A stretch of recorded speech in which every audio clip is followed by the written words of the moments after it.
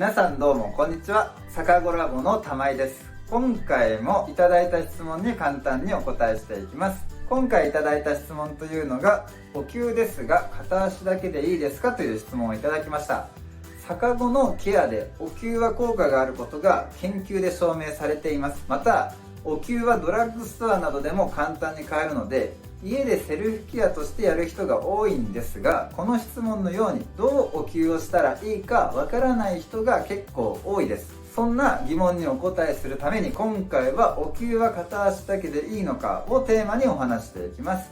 今回は片足だけでいいのかにフォーカスしてお話しします。それ以外のお灸については他の動画を見てみてください。で、今回お伝えする内容は3つです。1つ目がお灸は片足だけでいいのか、2つ目がその理由、3つ目がお灸のツボのご紹介で、最後まとめまでお伝えしていきます。で、まず最初結論ですね。1つ目、お灸は片足だけでいいのかをお答えしていきます。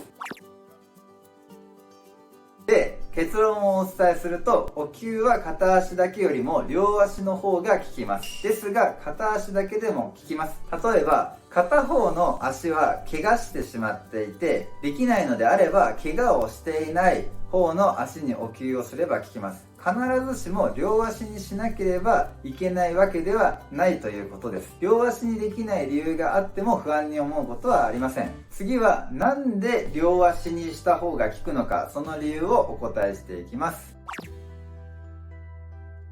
その理由は刺激の量が多いからです。お灸は刺激療法です。刺激をすることで炎症という病理学的な変化を体に引き起こして体に反応を起こすことで効果を出します。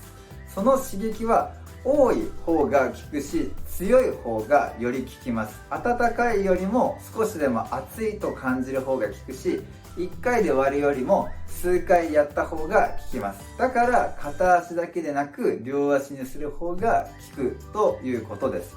次はお灸のツボを簡単にご紹介していきます。逆子のツボとして有名なのは子陰と三陰交です。子陰は足の小指、三陰交は足首から指4本分上にあります。子陰が逆子で一番有名なツボです。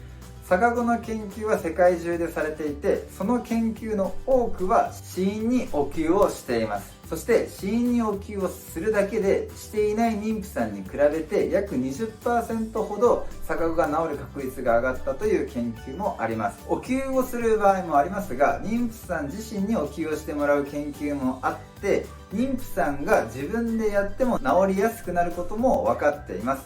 自宅でもしお灸をするなら、ここの子陰が一番いいと思います。それと三陰交も有名なツボです。三陰交も刺激することで逆子が治りやすくなります。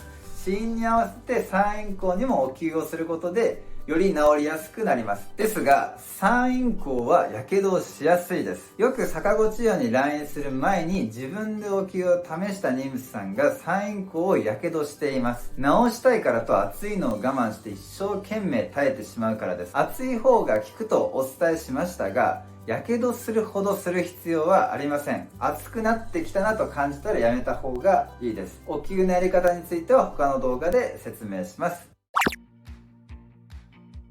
この動画をまとめると、自宅でお灸をするときは片足だけでなく両足に行う方が効きます。その理由は刺激量が多くなるからです。もし自宅でお灸をする場合は、両足の子陰と三陰交にお灸をしてみてください。ただやけどにはくれぐれも気をつけてください。我慢したら我慢しただけ効くというわけではないです。